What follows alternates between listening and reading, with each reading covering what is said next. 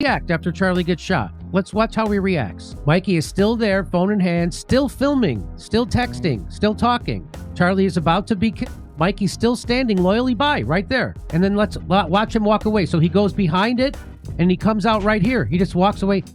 There he is, walking away. Wow. So there he is, walking away. That's him. That's him walking away. None of these things make any sense to me. Like, you're telling me that this kid who's not military trained, this guy, first of all, how did he get to the roof? How come nobody was looking? How come nobody was like, there's a direct line of sight between where he's sitting and those roofs? You guys didn't check? Pause the clip. Do you see it? That split second, everyone keeps rewinding. The moment that turned a routine campus stop into the internet's most argued over mystery. Tonight, we're diving into what fans are calling the mirror-to-tent timeline. A string of moments so strangely aligned that even casual viewers are whispering, "Play it back again." Reports are flooding in, reactions are exploding, and emotions ran high as whispers turned into threads. Threads into theories, and theories into full-blown online meltdowns. Did you catch his phone? One voice asks. Watch the backpack, another insists. Meanwhile, a chorus of shocked comments stacks up. Fans are shocked. Itself. This is a crazy story that Sam Parker has unveiled, and it has to do with Charlie Kirk's right-hand man at TP USA. Here's what he says. As everyone else rushed to Charlie's aid and carried him to an SUV and to jet him to a hospital, this guy, Mike McCoy, can be seen... Mikey McCoy can be seen walking away in the distance, completely ignorant of whatever it is that's happening to Charlie behind him, and not visibly caring at all. Mikey, get down. It's really weird. I'm going to show you this video in a second. Was Charlie dead? Was he bleeding out? Did Charlie need help? Should he ride with Charlie to the hospital? Where are they taking Charlie? What's going on? Apparently, these were all questions of no concern to Mike McCoy, Charlie's friend. The crowd is split, and the family was left divided in the comment sections trying to make sense of conflicting clips and calm statements. Here's what has people buzzing. So there they are. They're in the car. So that's Charlie Kirk. They're on their way to the event in Utah. Where they have a restaurant. Mike McCoy can be seen in the rearview mirror. Wow, look at that. Wearing a ball cap. So Mike McCoy, his chief of staff, is in the back seat and he's filming it. That's him right there.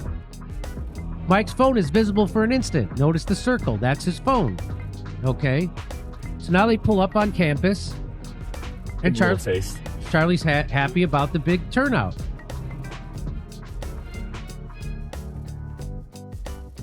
So there's Mike. That's him.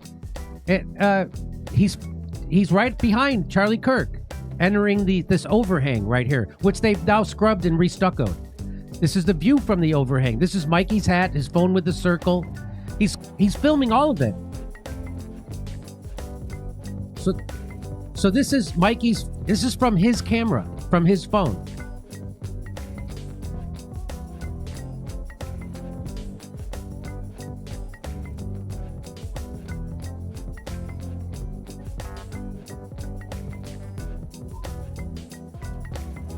So this is there you go. That's there he is right here. Still trailing him. A rumored angle, a reflection that looks a little too perfect, and a walkaway moment that keeps stopping hearts mid-scroll. We're not saying what happened. We're saying these are the claims storming your feed right now. Was it timing? Coincidence? Or a detail everyone missed until someone slowed the footage to half speed and hit pause at exactly the right frame? Take a breath, hit full screen. Because if the internet's right, the story starts long before the gasp. It started like any other day for the team, calm, rehearsed, and running on tight schedules. Charlie had a lineup of meetings and a campus event that seemed routine to everyone around him. But something about that morning felt different. So there's Mikey, and he just there, and then he walked away. Let's watch. Keep watching. It gets better. Keep watching. Here he comes. He's right there. He's right there. He's got the phone out. Backpack's there. That's him. That's the phone. That's his backpack. That's his shirt. There he is. Mikey's still at the corner of the tent. Keep watching. Keep watching. Keep watching. There he is. Keep watching. That's him.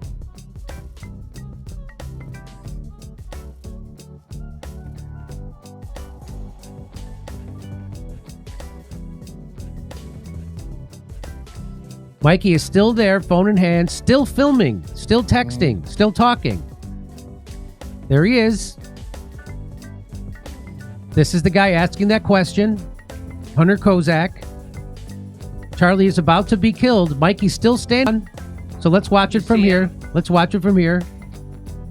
And then let's watch him walk away. So he goes behind it and he comes out right here. He just walks away. There he is, walking away. Wow. Though no one could quite place it. People in the crew mentioned an odd tension in the air, like everyone was performing a play they hadn't rehearsed enough for. There was laughter, sure, but it carried that thin, nervous edge that comes before something goes wrong. And in the center of it all was Mike McCoy, phone in hand, quiet but everywhere. He was Charlie's shadow that morning, drifting behind him with a strange calm that now, in hindsight, feels almost eerie. Fans watching the footage later would freeze every frame, circling Mike's face, his backpack, the reflection in the mirror. Dad told me a story about you, how, 6 years ago, 7 years? Yeah. Charlie saw something in him, Yeah. and you're like, well, Yeah. because by the way, that's so unfair that I'm saying this to your son. I am breaking every rule. It's not unfair to him. The reality is, Charlie saw something that Mikey's own father didn't see. And he pulled it out of Mikey. And that's what he would do with all the youth. And one of the reasons I met Charlie was because of Mikey. He says, Dad, you got to listen to this guy. Charlie made his life a study of 18 to 30-year-olds. And he spoke to them. And he knew how to push them to excellence. And my son's a perfect example of that. He's exceeded me at 23. You know what? Through Charlie, all of you have contributed to all of us rethinking our value system and what matters. Thank you all for that. You're going to Mirror, asking the same question again and again. Why did he look so composed when everyone else seemed wound tight, Heenan? The car ride over, Charlie was all smiles. He cracked a few jokes about the turnout, teased his team for being nervous and said, "It's just another crowd, guys, relax." Mike was in the back seat, filming everything as usual. But viewers noticed something odd in that video. His phone stayed up the whole ride. He wasn't just recording. He seemed to be talking too, lips moving softly, one hand holding the phone close to his ear every few minutes. No one paid attention at the time. It looked harmless, but later, when the clip resurfaced online, people started pointing out a subtle pattern. Every time Charlie mentioned the event, Mike's expression tightened. His jaw shifted, his eyes flicked to the mirror, and he'd adjust his phone again. It was small, but it was there. Fans began comparing it to other older clips of the two, showing how Mike usually laughed along or threw in a casual comment. Not this time. This time, he was silent. As they pulled up to the university, the atmosphere changed. Charlie stepped out of the car, greeted by applause and camera flashes. He was energized, shaking hands, smiling for selfies. Mike trailed a few feet behind, still filming. The ball cap tilted low. The footage from that moment is what went viral first, because of what came next. In the recording, Mike's reflection appears in a passing car window. He's not filming Charlie anymore. He's staring off, almost distracted, like he's waiting for something. Then, the shot cuts abruptly as the crowd surges forward to welcome Charlie. When it resumes, Mike is gone from the frame for almost 20 seconds. And when he reappears, he's walking toward the back of the tent, still on his phone. People online started calling it the disappearing frame, debating whether it was just bad editing or something more.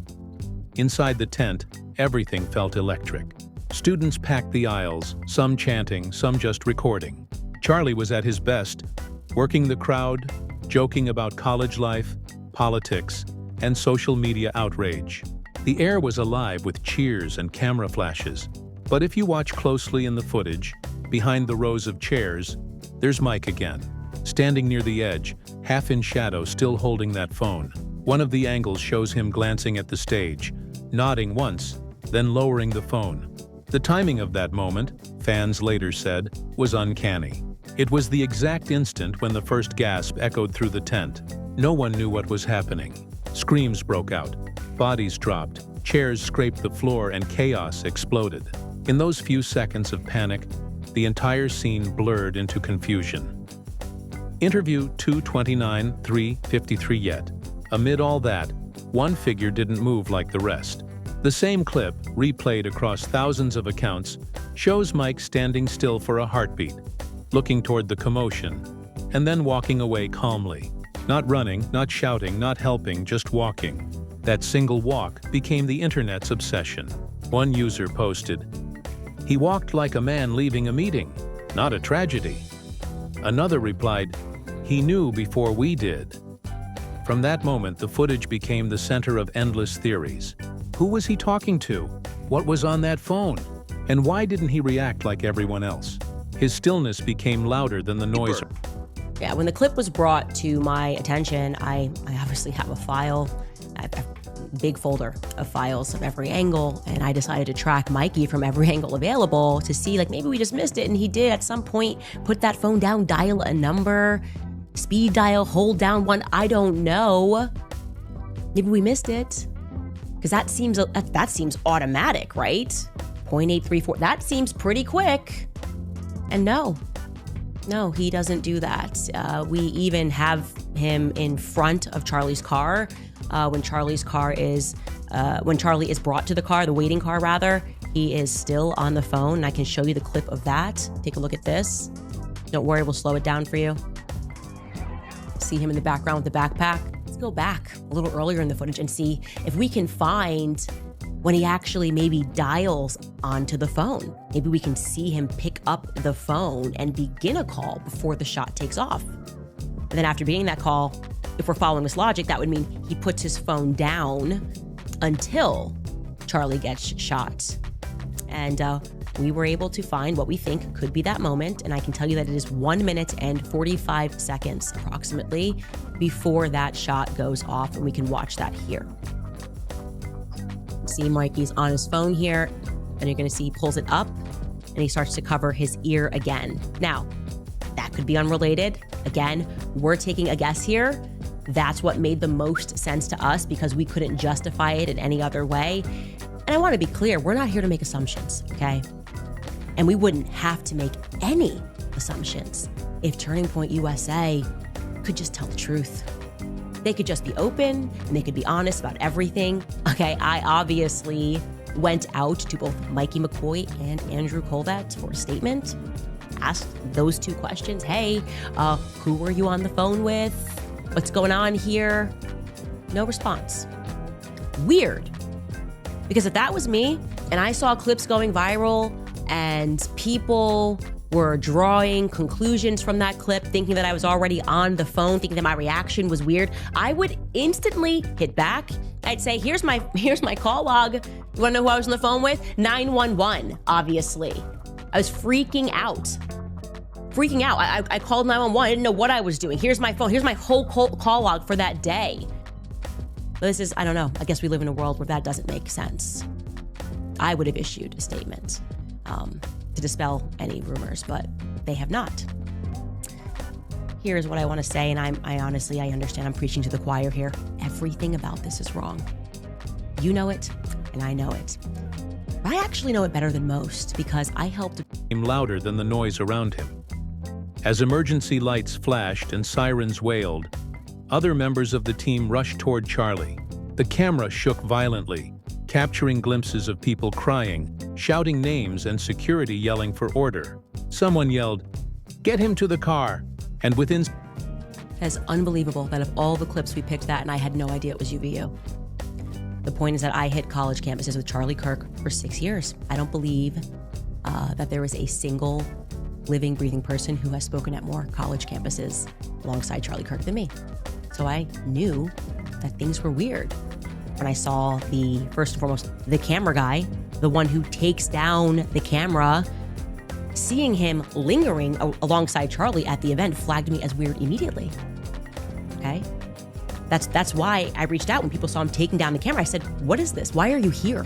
Literally, why are you standing next to Charlie? I've never at any college event ever in 6 years had that man standing next to me at an event, okay?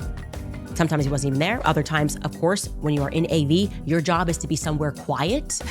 Your job is to have on like headphones to make sure the audio is good. Maybe the idea that they're miking, the person running a company is miking you up is completely absurd. I didn't like it. It felt new to me. And you know what? When I called him, things got pretty weird. He acknowledged that a lot of new stuff was happening on that day. And I inquired to him immediately about the subtle changes that I recognized. And the thing that struck me as wrong was that he lied to me.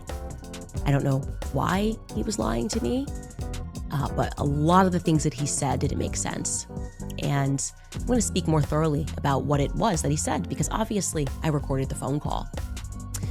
I, of course, asked him why he took down the cameras so quickly. I asked him to, first and foremost, simply show me the footage, because that's all I wanted to do. I'm thinking again, we're all going to get the band back together and solve this murder. And he got weird. He got really weird. I said, I just want to see the footage so I can debunk. I know that you don't want to put more footage out there. That's fine. But just show me the footage so I can debunk all these internet conspiracies that you were hiding something. I was not suspicious of Turning Point at all, actually, when I called. And I asked him... In seconds, a small group carried Charlie out, his hand limp, his face pale. The entire scene felt unreal, like a movie unfolding too fast to process. Reporters later said the footage that surfaced online wasn't even supposed to exist. Security had ordered all recordings stopped immediately. But somehow, pieces kept appearing, one clip after another, all from different phones, different angles, but all showing the same disturbing calm on Mike's face. Later that night, when news channels looped the incident, analysts started picking apart every second. Some claimed he was calling for help. Others argued he was giving orders. No one could confirm anything because Mike hadn't made a single public statement. It only made things worse. Within hours, social media was ablaze. Fans who once admired the team's unity began turning on each other, flooding threads with speculation. "He's hiding something," one post read, racking up hundreds of thousands of likes. "Or maybe he's just in shock," another user countered. Influencers jumped in, podcasters made hour-long breakdowns, and a few former colleagues of Charlie went on record saying they felt uneasy watching the clips.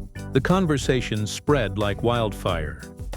Interview 436-555. Meanwhile, the next morning, Charlie's family released a brief message thanking supporters and asking for privacy. They mentioned nothing about the footage, nothing about Mike. That silence only deepened the frenzy. People began digging into archives, searching for older videos of the two together, looking for clues. Every shared smile, every handshake was reinterpreted through the new lens of suspicion.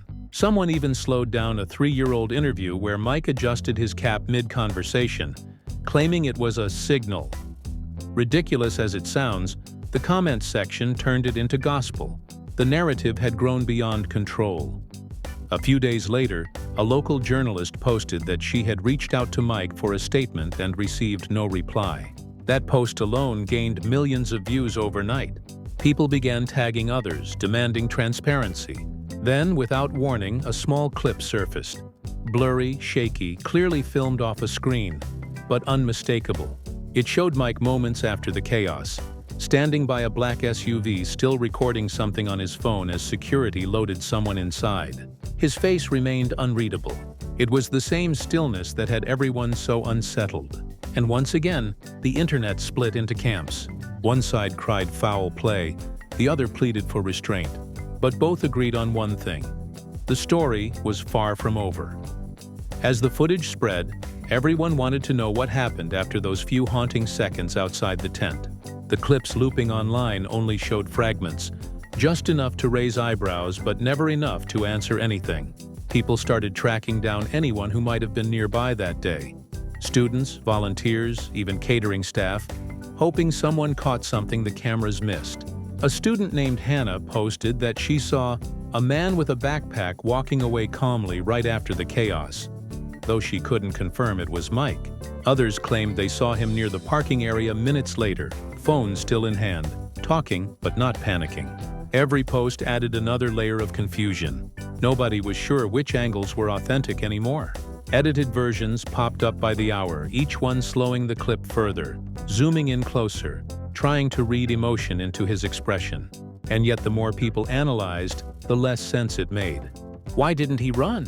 Why didn't he freeze? Why did he look so normal? Normal? Interview 631-7 at 26. The first official statement from the organization didn't help much either. It was short, polished, and carefully worded, thanking first responders and asking everyone to stop spreading misinformation.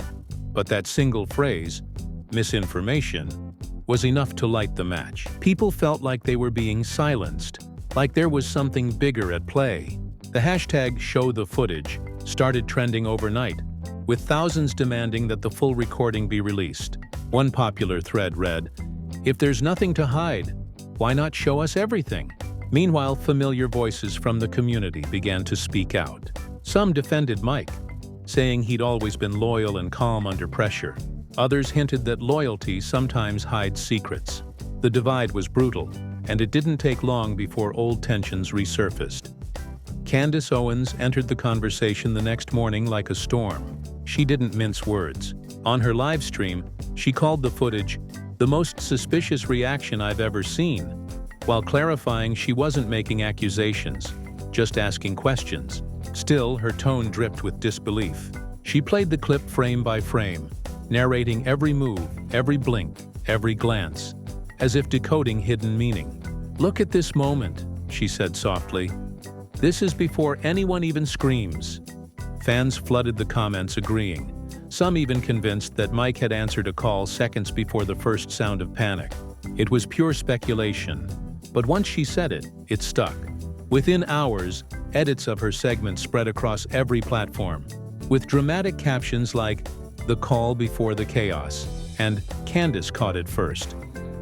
By evening, thousands of viewers were convinced there was a timeline discrepancy no one could explain. Meanwhile, Mike remained silent. Not a single post, not a comment, not even a brief acknowledgement online. And silence, as the internet knows, is the loudest answer of all. That vacuum gave birth to more theories. Some people started connecting dots that weren't even there.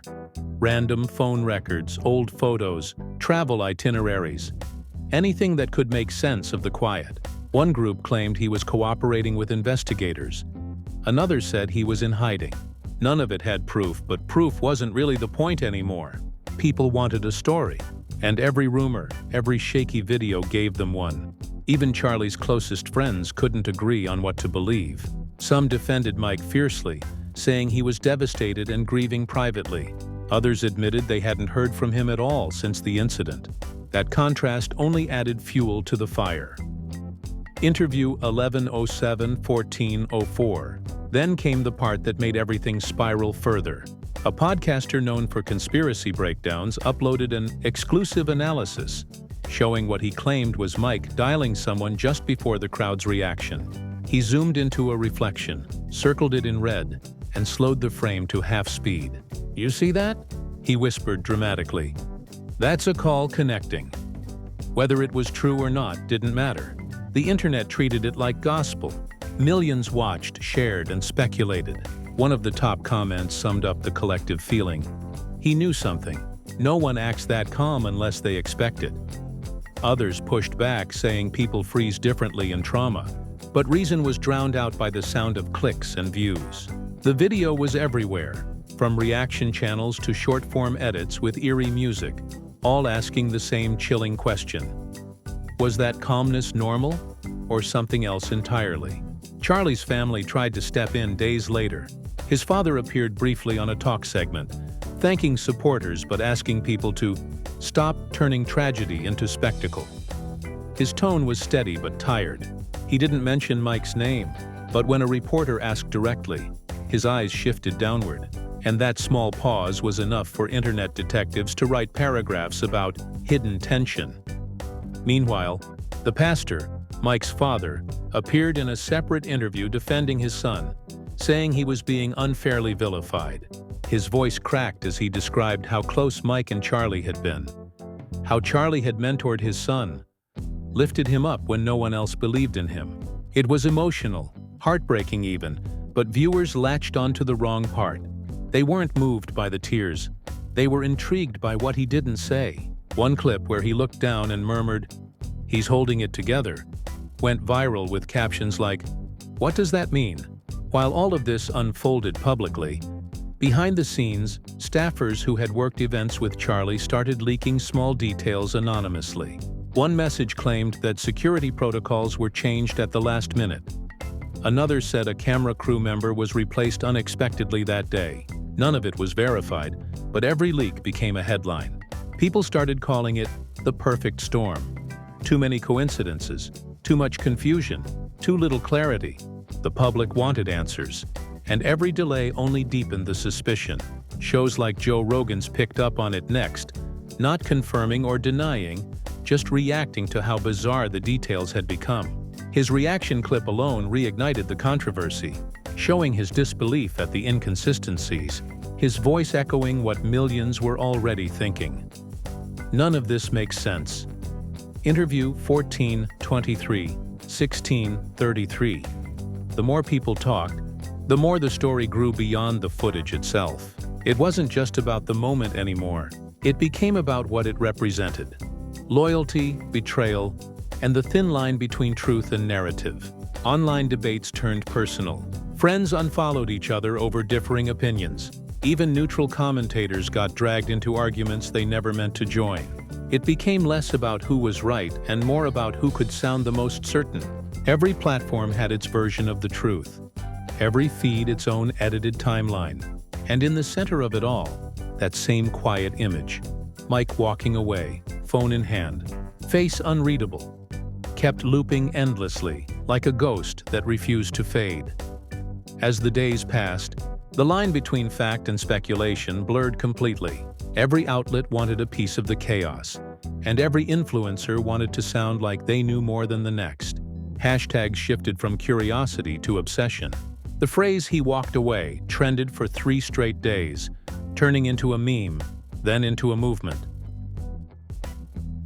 People made slow-motion edits with dramatic music, filters that highlighted the sunlight glinting off Mike's phone, even side-by-side comparisons with historical moments where calmness had preceded catastrophe.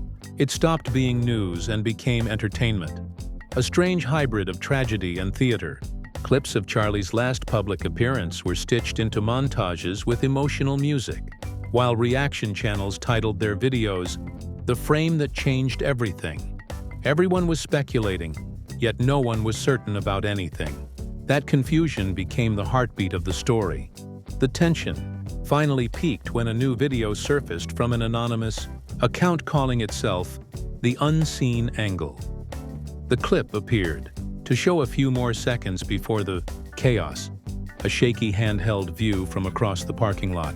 It captured Charlie laughing with a few fans, then suddenly glancing to his right as if distracted by something.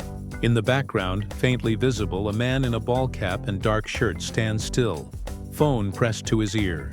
The internet exploded. It matched Mike's outfit perfectly, down to the backpack strap crossing his shoulder. No one could verify the source, but that didn't stop millions from treating it as the smoking gun. Comments poured in from every corner, accusing, defending, debating. "If this is real," one post read, "then everything changes." But just as quickly as the video appeared, it vanished, deleted within hours, leaving only re-uploads and broken links behind. That disappearance made it even more suspicious. Candace Owens reignited the fire by addressing it on her show. Her tone was sharp, relentless. "You can delete a post," she said, "but you can't delete the questions." She replayed clips from the event, pointed out time gaps in the official timeline, and questioned why certain footage was still unreleased.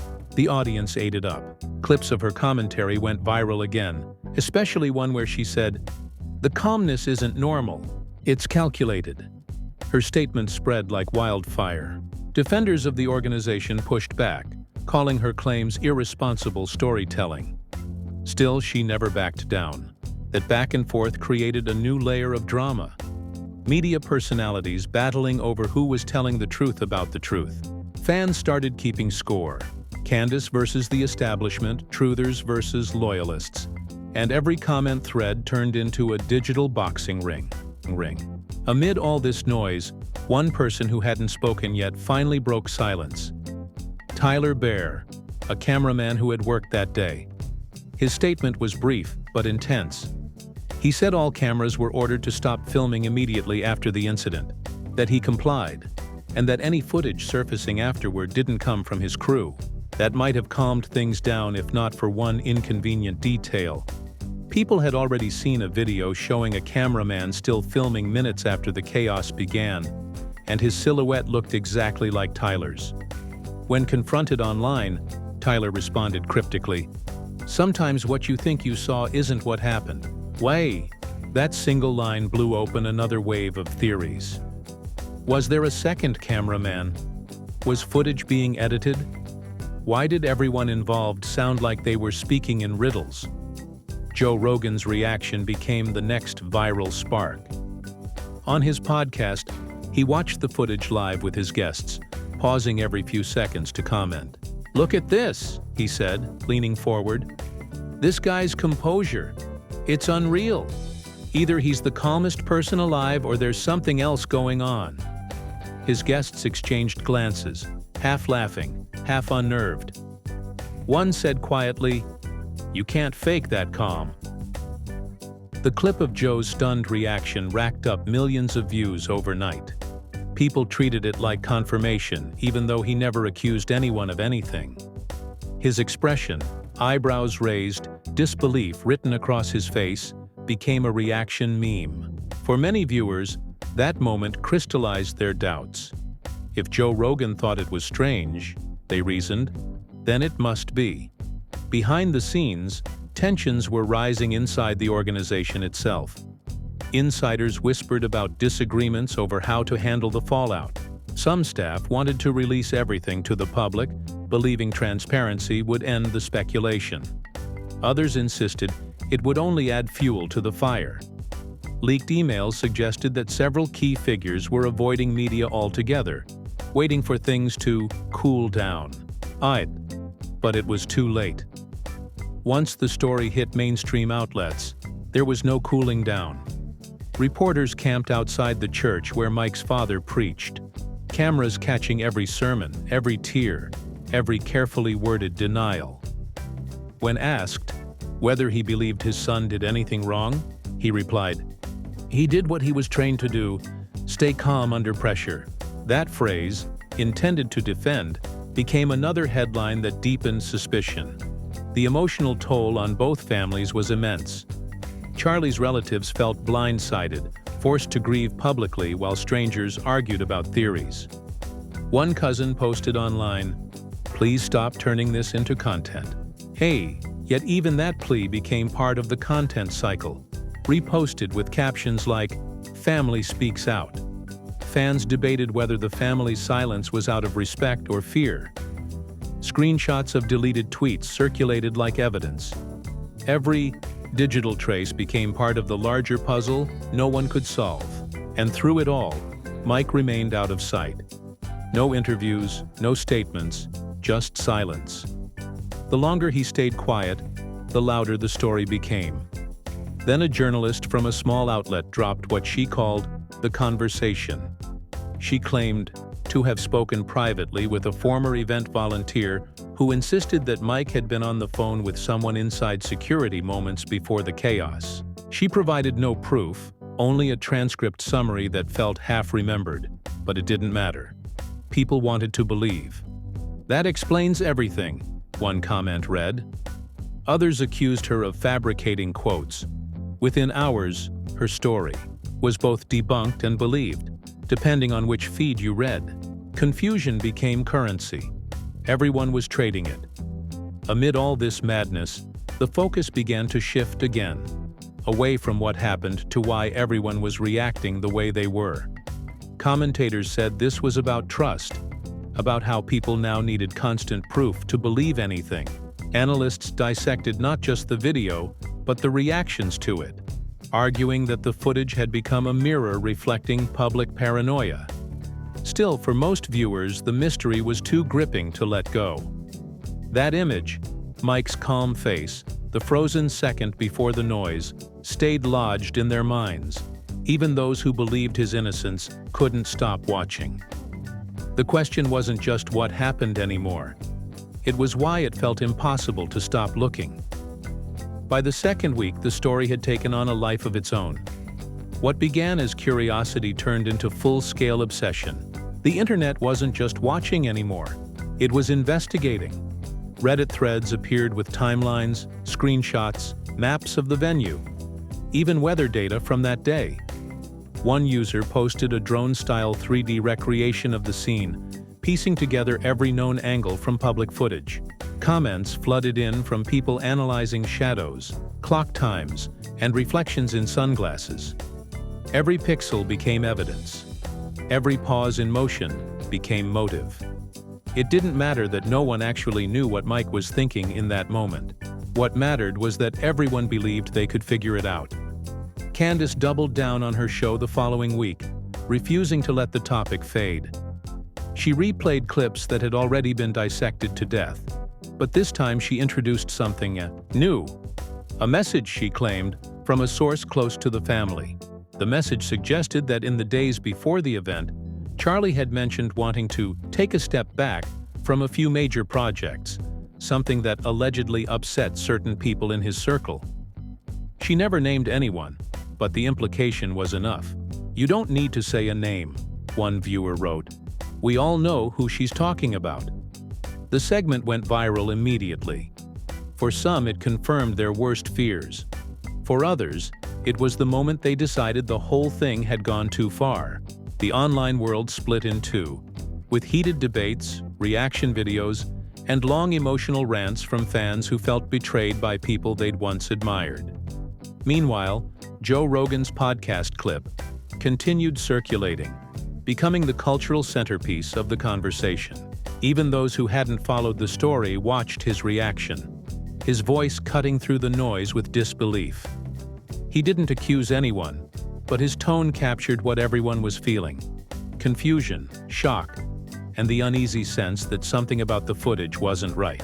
People began calling it the Joe Rogan moment, using it as shorthand for doubt itself. "If Joe's questioning it," one viral comment said, "you probably should too." The story had grown beyond the incident. It was now a symbol of how quickly faith can fracture when silence replaces answers. The silence was what haunted everyone the most. Mike hadn't spoken publicly once since that day. No interviews, no press, not even a brief message online. It was as if he had vanished into thin air. His father continued defending him during sermons, speaking passionately about forgiveness and faith. But those clips only added more fire. One particular moment caught the internet's attention. During a televised service, he looked up at the ceiling and said softly, "Truth has a way of surfacing, even when we try to bury it." Taken out of context, that line spread across social media as if it were a confession. It wasn't, but context no longer mattered. The internet had already decided the narrative. The family's lives turned into open targets. Journalists camped outside their homes, drones hovered over driveways, and random strangers sent anonymous messages demanding answers. A few of Charlie's old teammates tried stepping in to calm things down, posting messages reminding people to focus on compassion, not conspiracy. But it was too late. The comment sections had turned into battlefields. Supporters fought back, with long defenses of Mike's loyalty and friendship, while skeptics replied with timestamps and video loops. Even celebrities began weighing in, some calling for privacy, others hinting that something feels off. Every time someone famous mentioned it, the story surged back into headlines. The investigation itself dragged quietly behind the scenes. Officials refused to comment on details, saying only that they were reviewing all footage. That vagueness became its own kind of statement. In the absence of solid facts, speculation flourished. Podcasters started calling it The silence strategy, arguing that withholding information was only making people assume the worst. One show even brought on a behavioral expert who analyzed Mike's body language frame by frame, claiming his calm demeanor showed detachment rather than denial. Others mocked that analysis as junk psychology, but the clip gained millions of views anyway.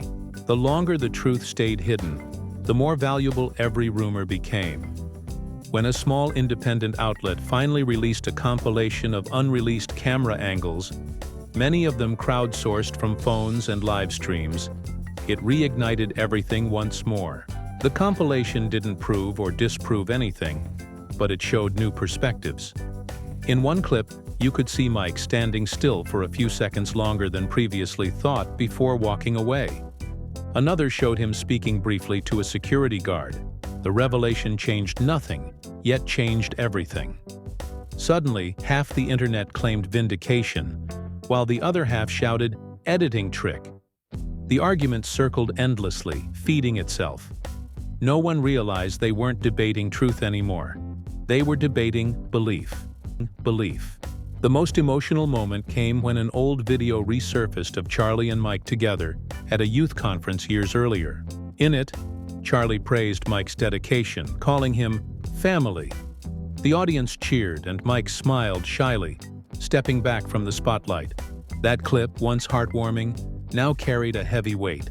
Viewers left thousands of comments, some nostalgic, others suspicious. One read, "How did we go from this to that?" Another said simply, "Maybe he really loved him like a brother." For a brief moment, the internet quieted down. Even those who thrived on the drama seemed to pause, reminded that behind all the noise were two human beings whose bond had ended in tragedy. As the weeks turned into months, official investigations continued in silence, and the public slowly moved on to the next scandal. But fragments of the story remained like echoes across the web. Short clips, screenshots, half-forgotten posts, all reminders of how one moment of calm could ignite an entire digital wildfire. Every few weeks, someone would rediscover the footage, post it with a new caption, and spark another round of arguments. It never truly died. It just lingered, haunting feeds like unfinished business.